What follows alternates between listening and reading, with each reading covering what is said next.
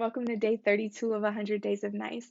The nurturing self talk of the day was I walk by faith, not by sight. The integrity practice is allowing my imagination and journaling exercises to explore what I actually want.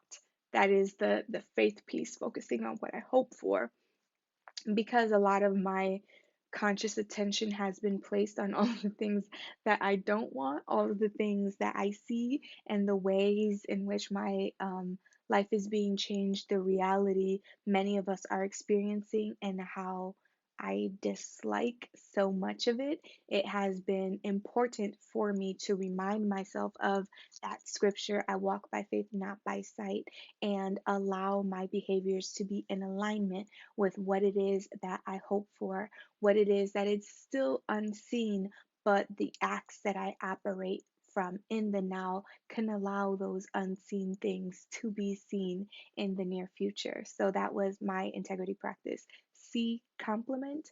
I appreciate your commitment to hope.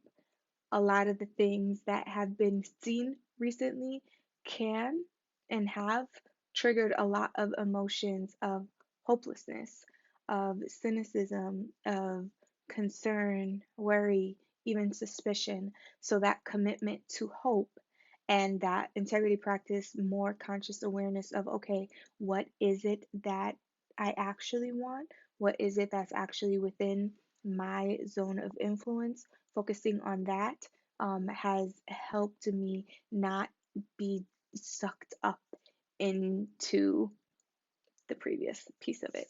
Emotional intelligence, I want to thank, I follow Dr. Ayana on Instagram, and she did a post and it perfectly described what I was having a hard time finding words to describe, and it was fatigue of adjustment.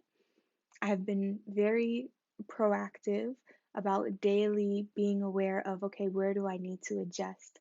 How do I need to adapt to this? How can I be flexible? And that is wonderful. That has allowed me to stay strong and, for the most part, upbeat and still having a sense of self control. And at the same time, it is exhausting. There is definitely a fatigue of adjustment. And so once I was able to find and describe that with more accuracy, then um, it was easier for me to get to the underlying need. And I want to continue to have plans and figure out, okay, how am I going to adapt? How am I going to respond to this? But I must spend more time in stable spaces. So in a previous video, I talked about like how there was a day where I just created a bubble for myself, and all of the things that are happening in our globe right now were not on my conscious mind at the time. I I believe now that I do need to allow more space for those moments so that I can have that psychological and spiritual refresher and rejuvenation, so I could spend more time in those stable, safe, and peaceful spaces, so I have the energy required to adjust to the reality that many of us are also living in. So that was day 32. What have you been doing to rejuvenate, to rest up, to prevent yourself from being and suffering from the fatigue of adjustment?